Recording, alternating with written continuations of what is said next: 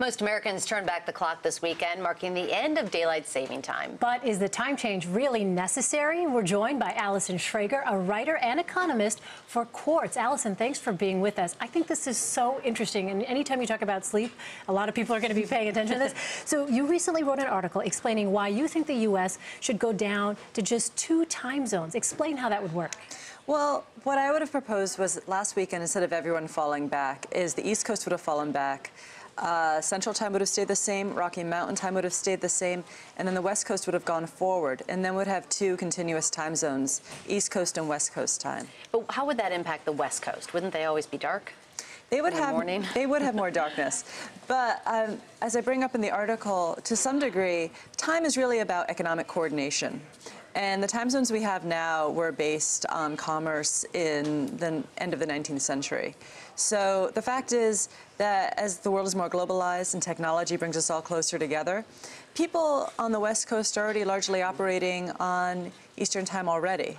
So this would just make things less confusing. I love the idea of it, but then I also thought, you know, from a physiological standpoint, the circadian rhythm, if I was on the West Coast and I had to do this, I think I might be a little off.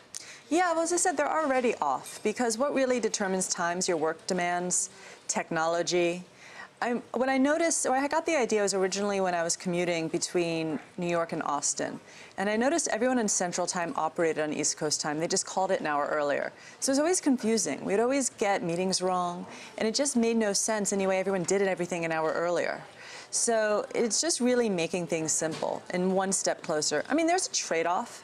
I mean, there was a time where everyone operated on what they call their solar time, which is like supposed to be in sync with your circadian rhythms. But that was just too many time zones. We went down to 24, and so this would be bringing it down to even fewer. Well, what are some of the benefits, though, of daylight saving time? I mean, we had Halloween over the weekend. Everyone was a little tired on Sunday, so it's kind of nice. That extra hour was great on the East Coast to sleep in a little bit. It's great, you know, in the fall, but in the spring, it's painful. And I mean, there's mixed evidence. I've heard evidence that we have more daylight in the morning. That means fewer car accidents, but it also means darkness in the evening, which can mean more crime. I think, you know, it's hard to take a stand of which one is better, but I think the real problem is the change, the back and forth, because that just creates confusion and chaos, especially in the spring when we start daylight saving. Every country does it at a different time. So there's these weeks where no one knows what time it is if you deal with any other country. And very few countries in the developing world change their clocks ever. So we just become more out of sync with them. Do you ever think that there will be a time in this country where realistically this kind of topic will be seriously debated? Probably not. Because we kind of got it set now. There's been this kind of flurry of dictators messing with time to sort of as more of a political statement. And it seems like, yeah, you have to be a dictator to really push these things through. Not the American way, then. No. All right. Allison Schrager, thanks so much for stopping by. Thanks for having me.